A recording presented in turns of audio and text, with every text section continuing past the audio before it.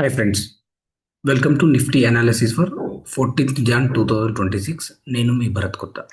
ఈరోజు Nifty movement observe చేస్తే Nifty అనేది గ్యాప్ అప్ ఓపెన్ అయ్యి ఏదైతే మనం రెసిస్టెన్స్ లెవెల్ అనుకున్నామో 25,900 నుంచి 920 ఎగ్జాక్ట్లీ అదే లొకేషన్ నుంచి ఒక సెల్లింగ్ చూడడం జరిగింది. నెక్స్ట్ ఇంపార్టెంట్ లెవెల్ ఏదైతే అనుకున్నామో 25,800 ఆ లెవెల్ అనేది అక్కడ రెసిస్టెన్స్ ఫేస్ అయింది, డౌన్ సైడ్ మూవ్ అవ్వడం జరిగింది. ఈరోజు ఒకసారి అబ్జర్వ్ చేస్తే 25,600 లెవెల్ టచ్ అయ్యి క్లోజింగ్లో ఒక బౌన్స్ రావడం జరిగింది. ఈ బేసిస్లో మనము రేపటి ట్రేడ్ సెటప్ ప్లాన్ చేస్తే మనకు ఇక్కడ ఇంపార్టెంట్ లెవెల్ ఏదైతుందో అది ఇంపార్టెంట్ సపోర్ట్ వచ్చేసి మనకు 25,600 లెవెల్ అవుతుంది. అంటే వన్స్ మనకి ఈ 25,600 లెవెల్ అనేది సస్టైన్ అయితే మార్కెట్లో ఒక హయ్యర్ సైడ్ మూవ్ అయితే ఎక్స్పెక్ట్ చేయొచ్చు. అంటే రేపటి మార్కెట్లో సెల్లింగ్ అనేది కొంచెం రిస్క్ అవ్వడానికి ఛాన్స్ ఉంది. 25,600 లెవెల్ సపోర్ట్ అనేది సస్టైన్ అవుతే మార్కెట్లో ఒక హయ్యర్ లెవెల్ టచ్ అవ్వడానికి ఛాన్స్ ఉంది. ఇది 25,800 ఈవెన్ 25,900 ప్లస్ ఆ రేంజ్ వెళ్ళడానికి ఛాన్స్ ఉంది.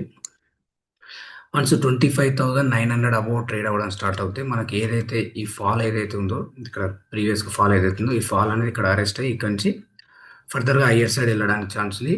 ఈ కమింగ్ డేస్లో ఆ లెవెల్ చూస్తే మనకు 26,200 ఆ లెవెల్ టచ్ అవ్వడానికి ఛాన్స్ ఉంది. బట్ రేపటి ట్రేడ్ సెటప్ మాత్రం ఏంటంటే మనకు 25,600 లెవెల్ అనేది సస్టైన్ అవుతే మార్కెట్లో ఒక హయ్యర్ సైడ్ మూవ్ అనేది ఎక్స్పెక్ట్ చేయొచ్చు. అది 25,800 ఈవెన్ 25,920 ఈవెన్ 25,920 క్రాస్ అయితే ఒక హయ్యర్ సైడ్ మూవ్ అనేది ఒక స్పీడ్ మూవ్ అనేది ఎక్స్పెక్ట్ చేయొచ్చు.